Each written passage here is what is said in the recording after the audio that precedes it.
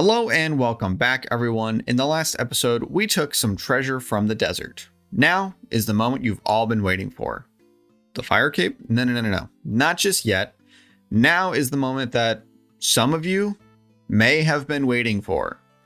It's time to see what mess the Lumbridge chef got himself into. Who's hungry?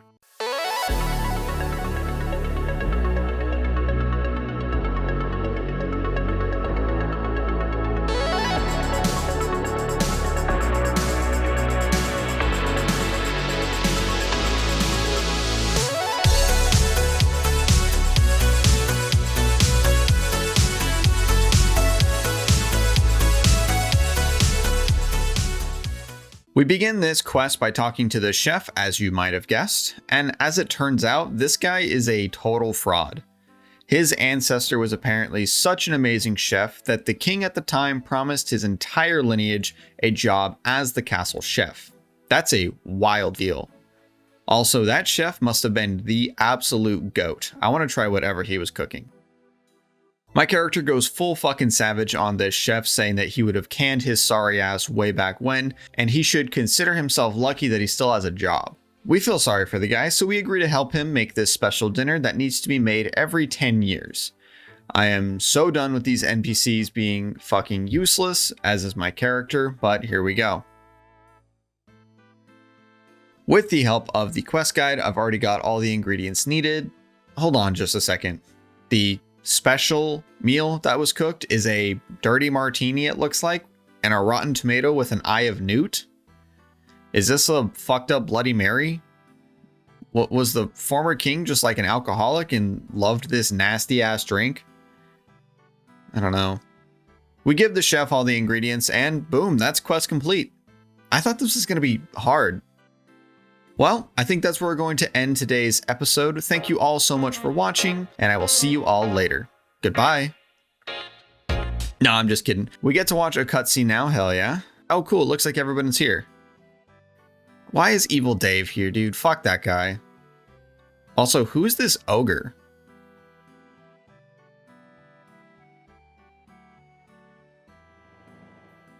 Oh, this is fucking chaos. Everyone is getting random events.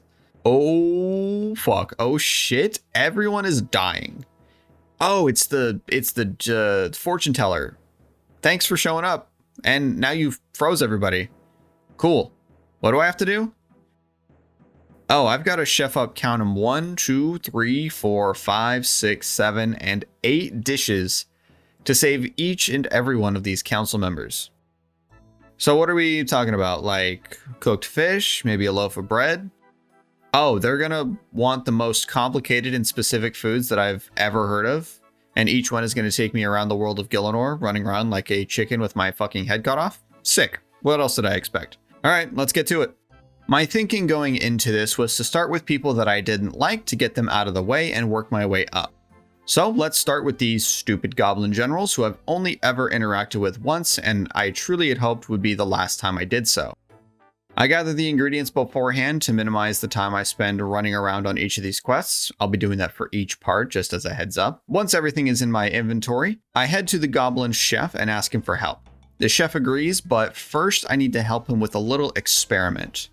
Giving over the final ingredients, this motherfucker creates an explosion that shakes the earth. Also, these goblins above ground, totally cool with what just happened. They're like, oh, it's just the chef again. He's so funny. My man, what was that? Oh, fuck you. Fast food? That's so good. I hate that. With his little experiment taken care of, I need the chef's help to create the general's favorite dish. Now, the only problem is that these two generals can't agree on anything, if you remember back from Goblin diplomacy. They couldn't agree on what color armor to make their troops, making this more challenging than it really needs to be. One of them wants a dish with fruit, but the other one will only eat oranges. Okay, that's simple enough. Oh, but one of them doesn't like the color of orange. This line right here sums it up perfectly. So I need orange slices that aren't orange. I need maggots that aren't bland, and I need bread that isn't crunchy. Okay, well, I create this fucking nightmare that literally makes me gag. Oh, it's so disgusting. And we serve it up to the generals. Oh god, and that's one down. Next is Scratch Uglugui. Aglogui. Scratch Aglogui. An ogre that I can't remember if I've met at this point. I'm sure that I have, maybe, but I really don't remember him. But we've got to save him all the same. This big boy wants a big bird. Seems simple enough. We head over to the Ogre Lands and speak with Rance, the ogre that taught us how to catch chompies way back when. Speaking to them is fucking useless. But I get the idea that in order for them to help me, I need to do something for them first. Rance wants to go to Karamja for the drinks? He says glug glugs, so I think that's what he means. I've got no clue. Karamja is a real long walk, so I suggest that they make a boat. And honestly, I must not give a shit if this guy lives across the water, because I just cut a little divot into this tree and call it a day. I need to give the ogres some motivation and reason to make it to the Karamjan shores, so it seems that they are all food motivated. Honestly, I get it, same guys. So I use my knowledge to catch myself another chompy, and then I head all the way over to the shores of Karamja, cook up this bird as a smoke and scent signal. Oh my god, they're just swimming. They are just swimming as the rudders. That's fucking incredible. It seemed like the creators really had a good time with this quest, and I love that. So now with the boating system in place, Rance tells me that it's time to catch a jubbly. He teaches me how by inflating a toad and to use it like a fucking balloon? Didn't Shrek do this? After catching this massive fucking bird, holy shit, this thing is chonky, I cook it up and I serve it to Scratch. That's another council member saved. Next up is Evil Dave. Fuck this little shithead, but he wants some soup, and I've got to catch some evil rats for spices, but Gert here doesn't really seem to be up to the task, so...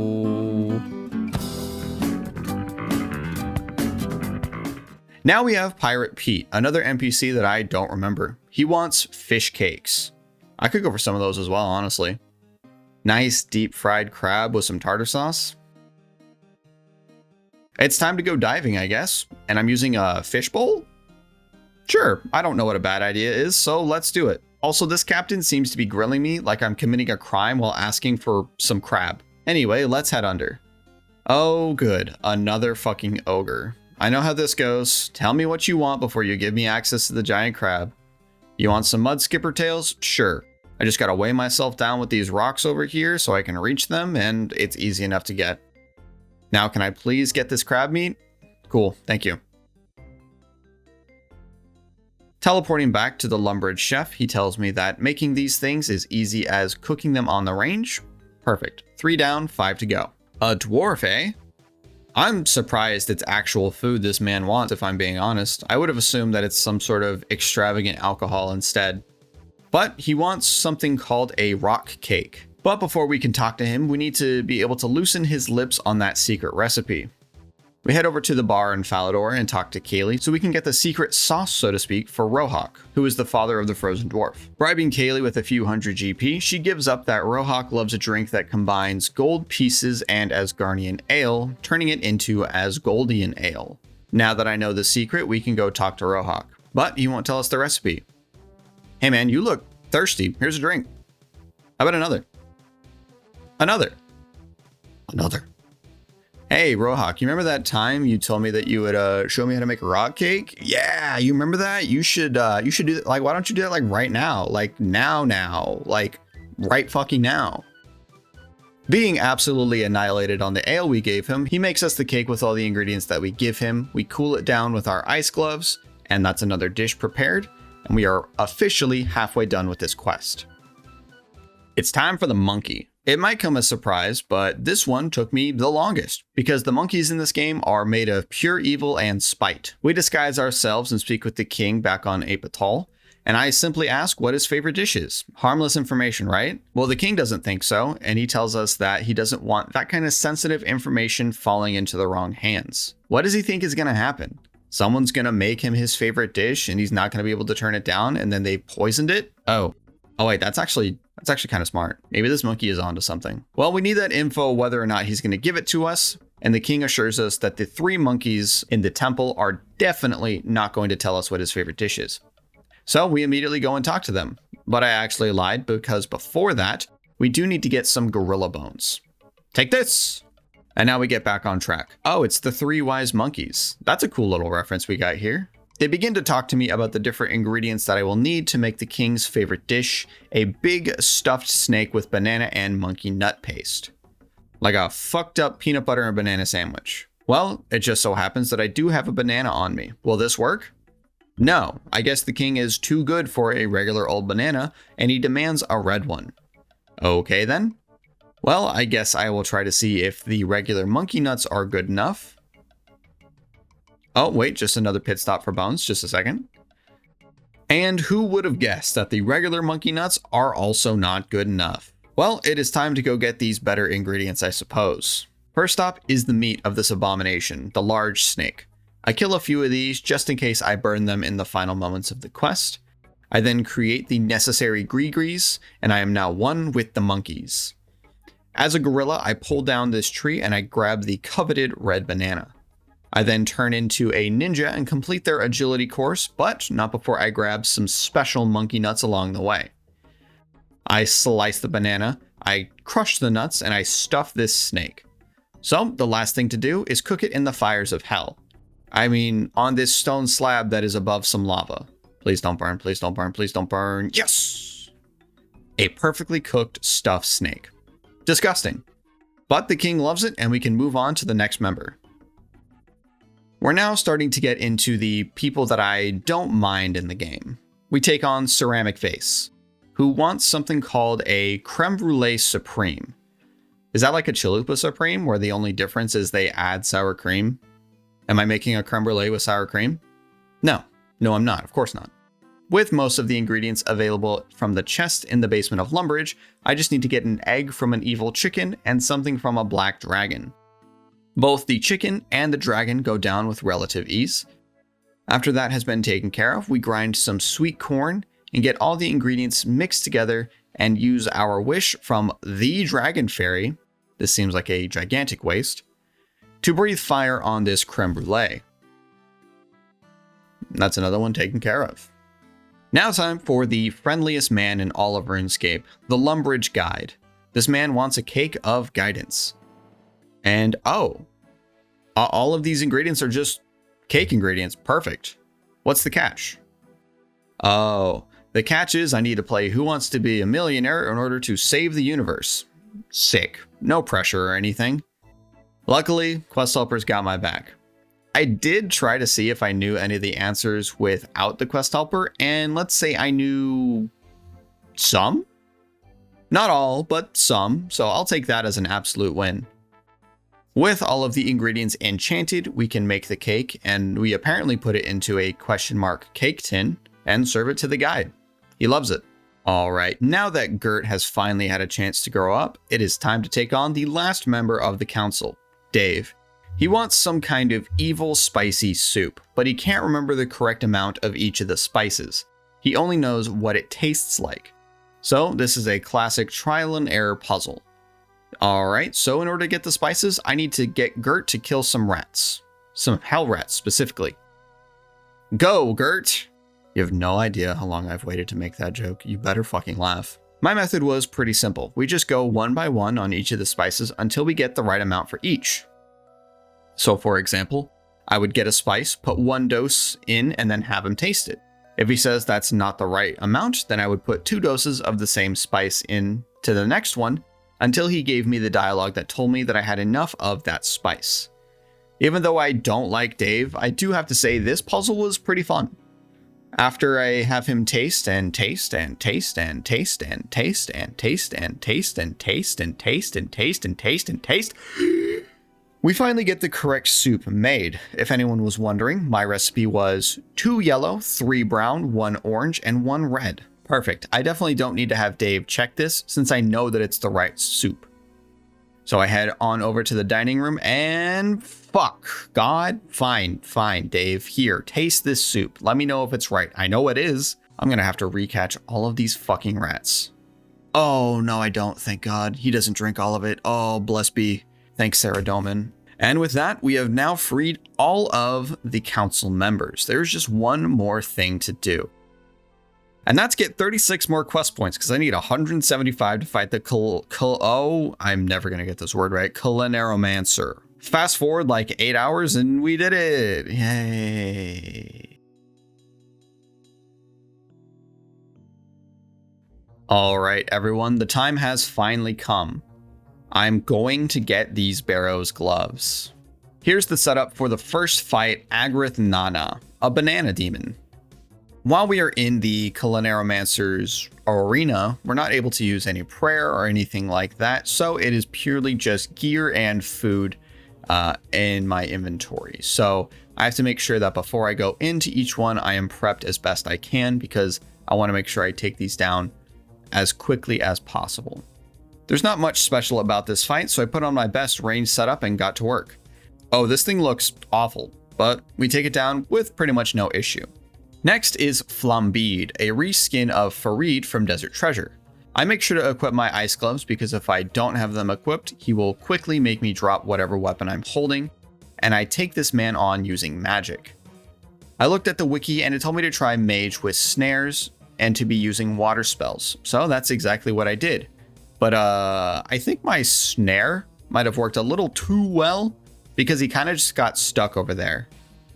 Honestly, that's an easy dub for me, so we'll take it. Caramel is next, and she is a clone of Camel from Desert Treasure. So the same principles apply for fighting her. I need to stay close and I need to use fire spells. This time I brought some restores, because she can and will drain your stats during the fight. There we go, another one bites the dust. I call this setup my Barrow's Chic. But Dessert is Dessau from Desert Treasure. These are all just previous bosses from quests, by the way. And he is very weak to magic, so I don't need a ton of magic bonus to hit him, and I'm better off using tank gear to minimize the amount of melee damage I'll be taking. This fight did get pretty close at one point, but with sharks and karambwans, I'm able to heal very quickly and kill him faster than any of the other bosses so far. The Gelatinoth Mother is the fight that took me the longest to prep for. I really wanted to make sure that I could get each of these bosses down in one try. So I kept going back and forth for what gear I wanted to take in, and I settled on this. It may look weird, but trust the process. The Mother is weak to magic and range, and will constantly change colors, only allowing attacks of that same type to damage her in that phase. I learned that last time from fighting the Dagonoth Mother, that I need to be better about recognizing that switch. And I am choosing to pretty much ignore the melee phase entirely when she turns orange, because her melee defense is crazy high. Oh, I got a max staff bash hit. Let's go. This fight is probably my favorite of the bunch, because there's stuff that I have to pay attention to rather than just my HP.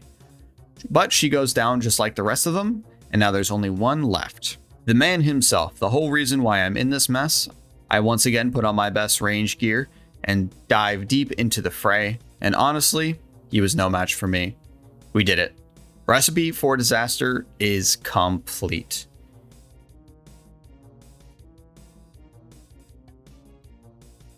And now it's time for my reward. Hell yeah, that feels so good. That's so cool. Oh, that is a big check mark off of the gear setup for the fight caves. And that is where we are going to end this episode. We completed the 100th quest in old school RuneScape. We got Barrow's gloves, and we are one step closer to the fire cape. Until next time, thank you all so much for watching. I hope you enjoyed the video, and I will see you all later. Goodbye.